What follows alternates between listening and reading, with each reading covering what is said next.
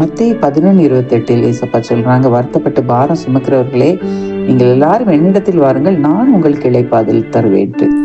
இதுல ஒரு அழைப்பு எல்லாருக்கும் விடுக்கப்பட்டாலும் அவரிடம் போறவங்களுக்கு ஒரு இளைப்பாறுதல் அவருடைய மார்பில் கொடுக்கப்படுது.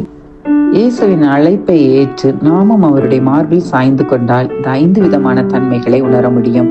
முதலாவது தெய்வீக அன்பு, டிவைன் லவ். மிகவும் உயர்ந்த, மாறாத, அளக்க முடியாத, நிபந்தனையற்ற, நிகரில்லாத நித்திய அன்பு.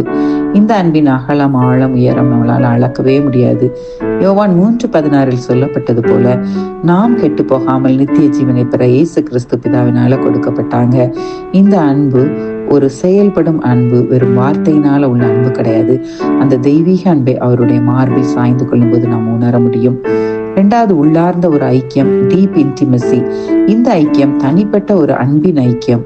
ஆர்வத்துடன் நாமே முன்வந்து தினசரி அனுபவத்துல வளர்த்து கொள்ள வேண்டியது. நமது ஆத்ம நேசரை ஒரு நண்பரை போல வெளிப்படையாக பேசி பழகி நம்முடைய உணர்வுகளை பகிர்ந்து அவர் சித்தத்தை நம்முடைய வாழ்க்கையில் அவருடைய திட்டத்தை அறிந்து செயல்படுவது. மூன்றாவது, மென்மையை உணர முடியும். அவருடைய மெதுவான, கரிசனையான, நம்முடைய நிலைமையை புரிந்து கொள்ளும் அவருடைய தன்மையை நெருங்க நெருங்க நம்மளால உணர முடியும். அந்த மார்பில் சாய்ந்து கொள்ளும் போது நாம் அதை உணரலாம். தாயை போல தேற்றி தந்தையை போல அணைத்துக் கொள்ளும் அவருடைய மார்பு இன்னுமாய் நாம் சாய்ந்து இளைப்பாற நம்மை தூண்டுகிறது. நான்காவதாக, ஆழ்ந்த நம்பிக்கை, ட்ரஸ்ட்வர்தி. ஆதியும் அந்தமுமான தேவன் எப்பொழுதும் நல்லவராகவே இருக்கிறார். மாறாத அவர், நம்மை மறவாத தேவன், உண்மையுள்ள தேவன், சர்வ வல்லவர். அவர் பொய் சொல்ல மனிதன் அல்ல, மனமாற புத்திரனும் அல்ல.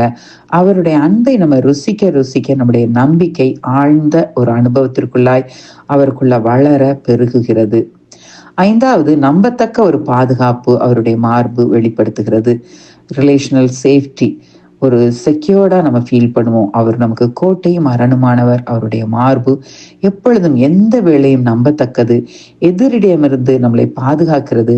சத்ருவின் கோட்டை முறியடிக்கப்பட அவருடைய மார்பை நம்பி நம்ம சாய்ந்து கொள்ளலாம். அவருடைய இதய துடிப்பை அறிந்து கொள்ள முடிகிறது.